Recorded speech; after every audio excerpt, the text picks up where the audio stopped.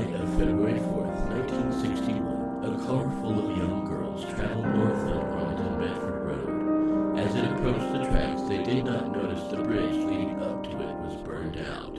At 9:30 p.m., their car left the road and impacted the ravine, flipping over. Landing upside down in the water below, 3 of the 6 girls would die. Over the years, the site would simply become known as the Death Crossing. But after years of the tale constantly being retold, the legend growing, and reports of strange and paranormal happenings, it would become Screaming Bridge.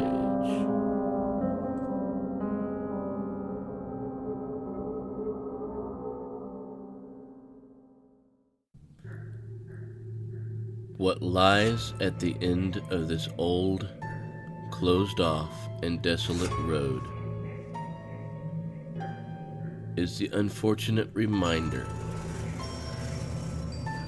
of the tragic tale of 3 young girls who would ultimately lose their lives on the night of February 4th, 1961.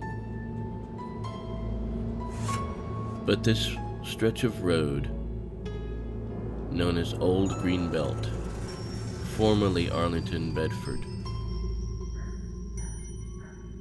is a tragic tale of many lives lost. For not only in 61, but for years after. The Death Crossing, railroad tracks that would claim several lives. All that remains is this broken road, soon to be reclaimed by nature and gone for good. At the end, the site known as Screaming Bridge. We will always remember it, and it will forever remain as history's tale and legend, a haunted Texas.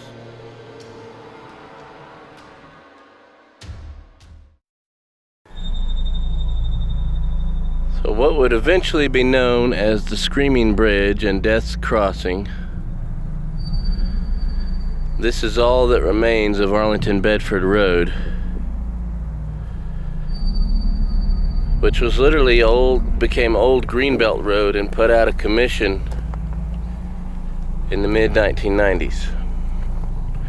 So it's really not that old as far as not being in use anymore, but it sure looks like it hasn't been touched in like about 50 years.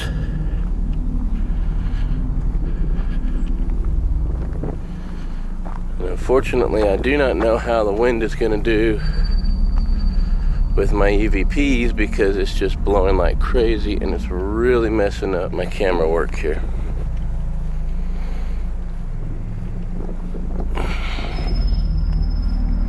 Now the old bridge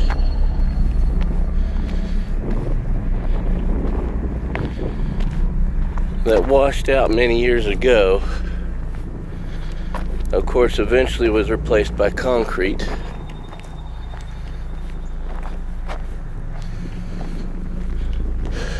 And this is the ravine that they actually died in right here.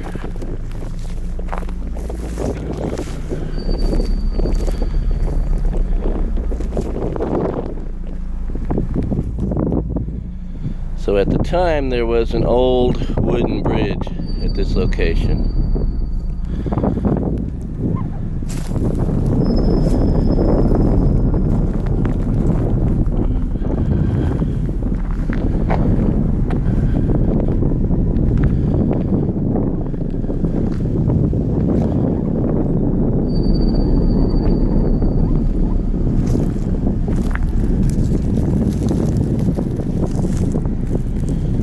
That wood right there be part of the old bridge that used to be here many years ago.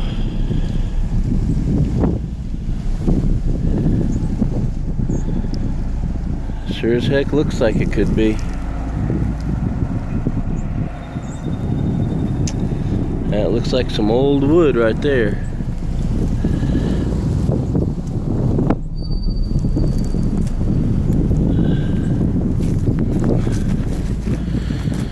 And of course, around this area, accidents happen left and right.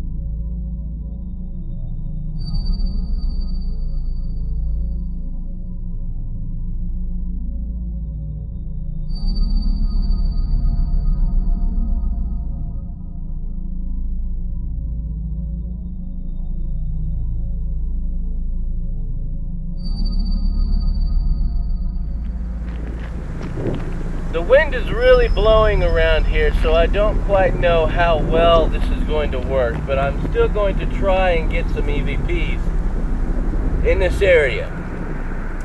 The main problem with this is there is a wretched smell of decay in this area. It's horrible.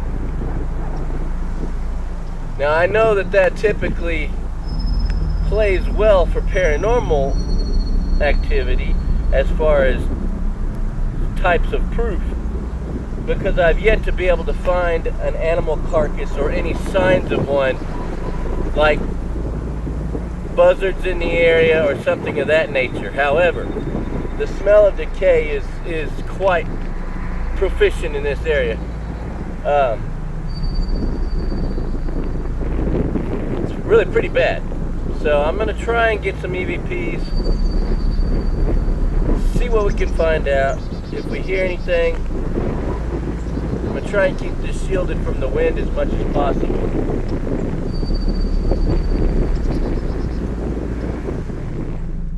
Unfortunately, what turned out to be a very good set of questions and EVP session did not have very good returns due to the amount of wind that was causing too much background noise to be able to hear any good white noise to make out any possible replies.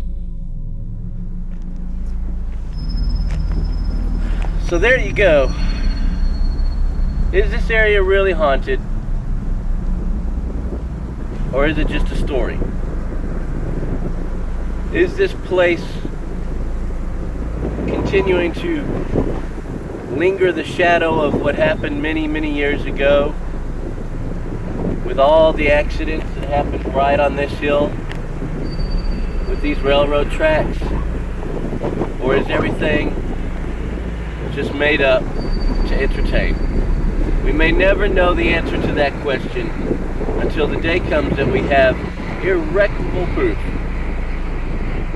of the paranormal and the existence of life after death. But until that time comes, we'll continue to look for things and try and find more haunted Texas. I'm DJ Fedora with We Are Everywhere, and until we see you guys again, we bid thee farewell. Good night.